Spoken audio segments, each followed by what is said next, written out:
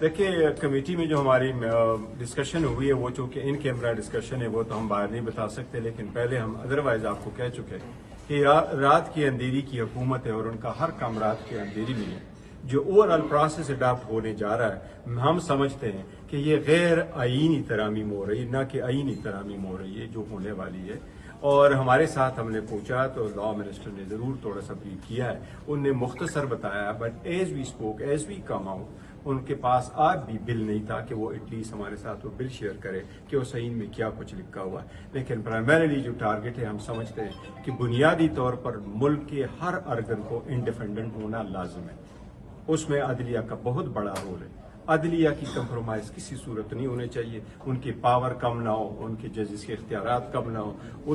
तो इसलिए हम समझते हैं कि अगर कोई ऐसी कोशिश की जाएगी अदलिया के साथ, हम उसकी मजम्मत करते हैं। और अदलिया को कमजोर करने की बहुत कोशिश की जा रही है, जो हम समझते हैं बिल्कुल गैर रही है। सर ये बताइएगा कि क्या और सियासी पार्टियों को भी, पॉलिटिकल सिस्टम को भी इसी वजह से कमजोर किया जाए। दरअसल गौर साहब, हुकूमत की जानिब से दावा किया जा रहा है कि आईनी तरमीम के लिए उनकी नंबर गैम पूरी है और खास तौर पर मौलाना फजल रहमान के साथ आपके लोगों के साथ भी उनके रास्ते में है।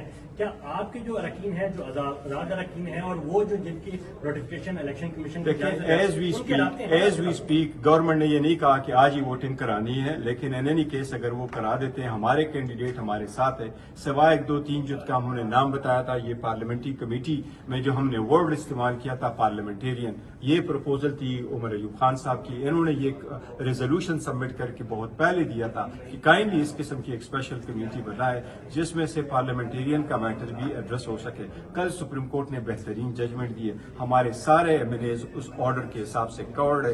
कोई भी एमएनए हमारा किसी और तरफ वोट देगा वो वैसे भी कानून के मुताबिक काउंट भी नहीं हो सकता।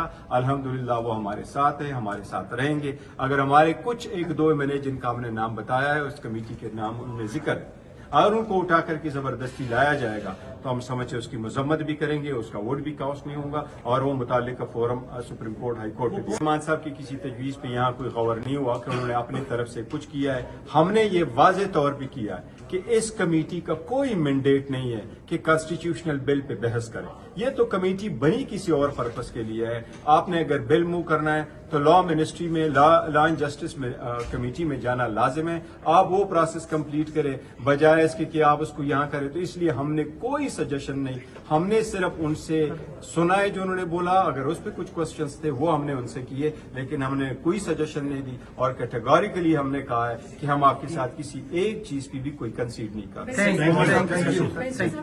लेकिन मैंने आपको जिस तरह कहा कि रात के अंधेरी में ऐसा नहीं होता। अगर आप कॉन्स्टिट्यूशनल अमेंडमेंट लेके आते हैं, इसी में तो आप एक अपार्टमेंट की रेंट एग्रीमेंट भी इतनी जल्दी में आप नहीं करते। क्या जरूरत है कि आप